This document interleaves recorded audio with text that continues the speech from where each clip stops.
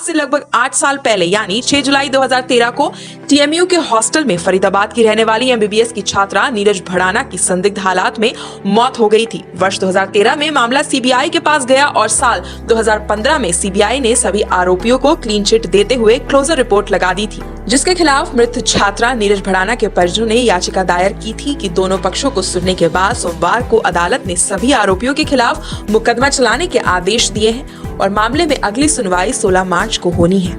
इस मामले पर प्रतिक्रिया देते हुए लोगों ने इस बात की खुशी जताई है कि अच्छी बात है कि सालों बाद ये केस फिर से खुला है और उनका ये भी कहना है कि नीरज भड़ाना को न्याय मिलना चाहिए और मुजरिमों को सजा भी मिलनी चाहिए। ये पता चला कि कोर्ट ने जो तीर्थंकर महावर यूनिवर्सिटी का नीरज भड़ाना केस था, जिसके अंदर लड़की की खुदकशी बताई जा रही थी, उस केस में सीबीआई को दोबारा से जांच के आदेश कोर्ट ने दिए।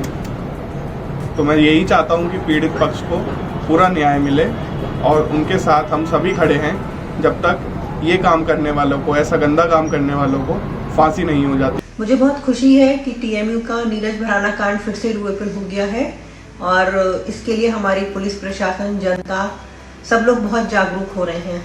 अच्छा है ये केस फिर से खुले और जो आरोपी है वो पकड़े जाए, उनको कड़ी से कड़ी सजा मिले। लगभग 8 साल पुराने नीरज भड़ाना केस में सीबीआई की क्लोजर रिपोर्ट अदालत ने परिस्थितिजन्य साक्ष्य को आधार मानते हुए खारिज की है और इसमें 8 लोगों के विरुद्ध सम्मन जारी किया है, जो विधि सम्मत है। इसमें यदि कोई व्यक्ति दोषी है तो उसके खिलाफ कार्रवाई होनी चाहिए और पीड़ित पक्ष को न्याय मिलना चाहिए। जी, आरोप है तो जब उनके कॉलेज में हुआ है तो आरोप जो है बिल्कुल सही है और दूसरी बात ये, इसकी तो जांच पहले भी हो चुकी है और फाइल बंद भी हो गई। अब अगर दोबारा रीओपन हो रहा है केस तो अच्छी बात है और हम तो यही चाहेंगे कि उस लड़की को न्याय मिलना चाहिए और देश उसके साथ है, लड़की के साथ, उसके माँ बाप के साथ है और हम तो यही चाहेंगे कि जो भी इसमें दोषी हैं उन्हें फांसी लगनी चाहिए। इन दोषियों को कम से कम फांसी तो होनी चाहिए, क्योंकि जो इन्होंने किया है उसके लिए तो इनकी सज़ा फांसी है। फांसी से कोई कम सज़ा तो है ही नहीं।